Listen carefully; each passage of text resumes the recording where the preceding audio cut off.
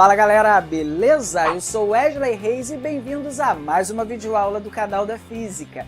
E na aula passada você conheceu um processo de eletrização realizado através do atrito entre dois corpos. Também viu qual desses corpos que fica eletrizado positivamente e qual que fica eletrizado negativamente através de uma tabela com uma série de materiais chamado série triboelétrica. Lembra disso? Na aula de hoje você vai conhecer um conceito chamado átomo e como esse conceito nos ajuda a compreender um pouco melhor esses processos de eletrização. Então fique ligado em mais essa aula!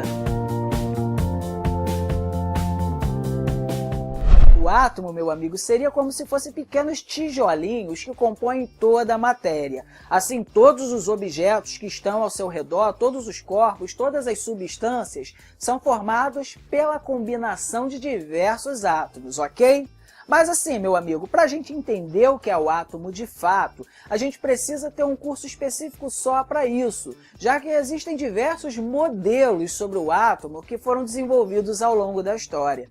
Claro que na nossa aula eu vou utilizar apenas um desses modelos, que não é o modelo nem mais antigo e nem o mais recente, mas que ele vai servir para a gente entender muito bem a nossa aula de processo de eletrização, ok? Então esse modelo que eu vou utilizar diz que o átomo é formado por um núcleo e que nesse núcleo você tem prótons e nêutrons, e que ao redor desse núcleo você tem elétrons orbitando em certas regiões.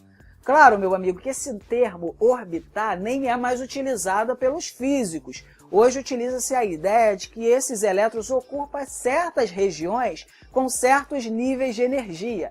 Mas, novamente, meu amigo, nosso modelo a gente vai utilizar apenas para entender os processos de eletrização. Então eu não vou tão a fundo nisso não, ok? Então, observando esse modelo atômico que eu estou utilizando, essas partículas que compõem o átomo possuem cargas elétricas, ok? O próton, por exemplo, possui carga elétrica positiva. Já o elétron possui carga elétrica negativa. Mas Wesley, e o nêutron? Bem, meu amigo, o próprio nome já dá a entender que o nêutron não possui carga elétrica. Então, nas nossas aulas, vamos esquecer o nêutron um pouquinho e pensar apenas no próton, que possui carga elétrica positiva, e no elétron, que possui carga elétrica negativa, beleza? Assim, meu amigo, se você observar cada objeto à sua volta, eles possuem bilhões e bilhões de átomos, ou seja, bilhões e bilhões de prótons e de elétrons.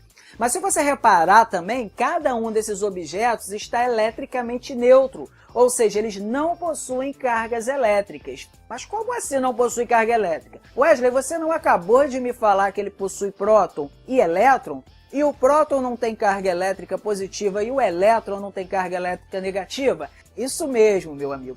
Apesar dele possuir prótons que possuem carga positiva e elétrons que possuem cargas negativas, o saldo final de carga é igual a zero porque ele possui mesmo número de elétrons e mesmo número de prótons, ou seja, o número de cargas positivas é igual ao número de cargas negativas. Isso faz com que o saldo final de carga elétrica seja igual a zero.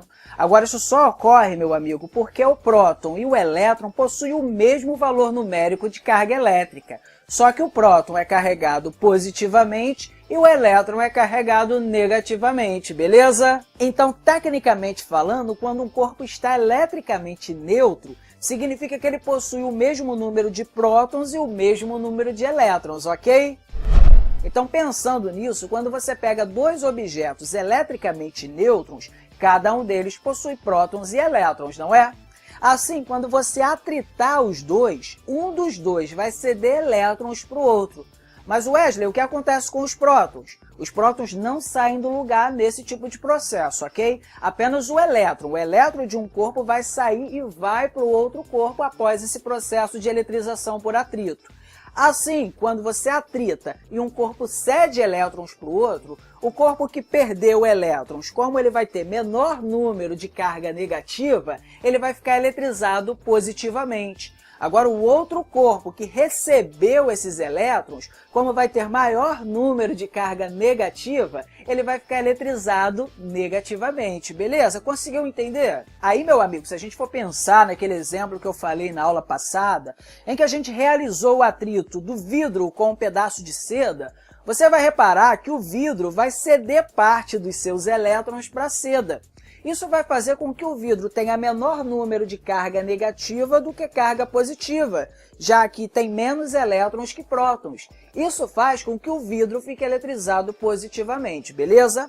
Agora a seda, por outro lado, como recebeu parte desses elétrons do vidro, vai ter maior número de carga negativa do que positiva, já que tem mais elétrons do que prótons. Isso faz com que a seda fique eletrizada negativamente.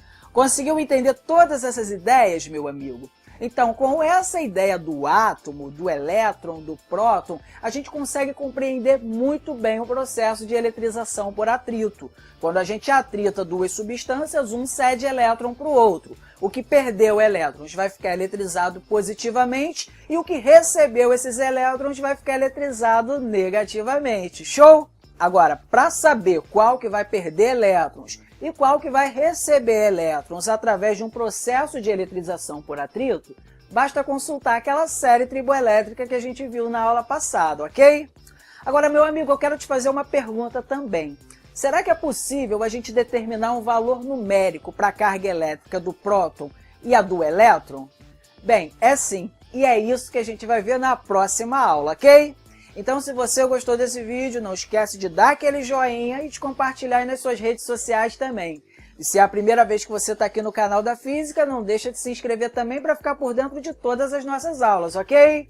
Então, aquele forte abraço, meu amigo e minha amiga, e até a próxima!